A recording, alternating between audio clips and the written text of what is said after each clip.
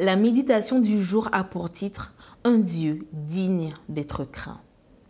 C'est toi qui es redoutable. Psaume 76, verset 8. Partout, il y a des signes que Dieu est redoutable, mais que la plupart des êtres humains ne prennent pas en considération ou du moins ne parviennent pas à croire réellement. Autrement, leur attitude envers lui aurait été différente. Mais craindre Dieu est réellement important. D'ailleurs, le premier des messages des 3 anges de l'Apocalypse destinés aux êtres humains des derniers temps commence en disant « Craignez Dieu ». Apocalypse 14, verset 7. Selon le dictionnaire, « redoutable » désigne ce qui est à craindre fortement. Et on craint Dieu aussi parce qu'il est formidable, parce qu'il surprend. Dans son cas, le commentaire biblique adventiste indique que « redoutable » signifie « digne de révérence », volume 3, page 677.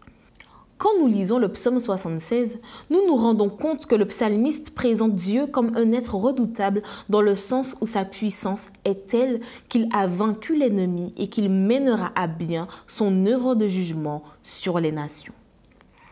Il est important de le contempler sous cette dimension parce que cela nous aide à équilibrer la conception que nous avons de lui et que cela a un impact sur notre manière d'entrer maintenant en relation avec lui. Comment l'adorer et le servir.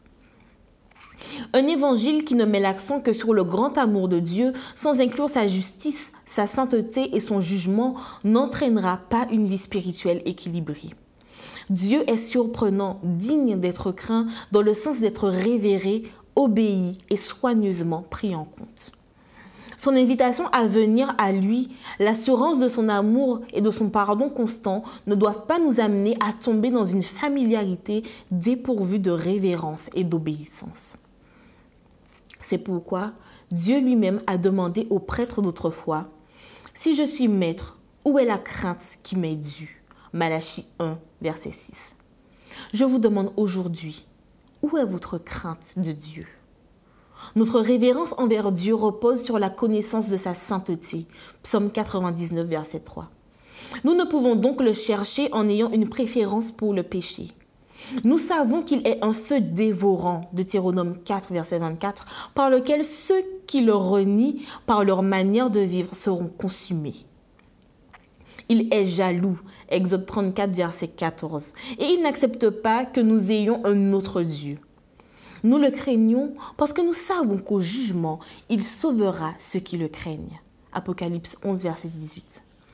Le chrétien spirituellement équilibré craint Dieu parce qu'il mérite la révérence. Et la meilleure manière de le lui montrer est de haïr le mal. Proverbe 8, verset 13, et de faire le bien.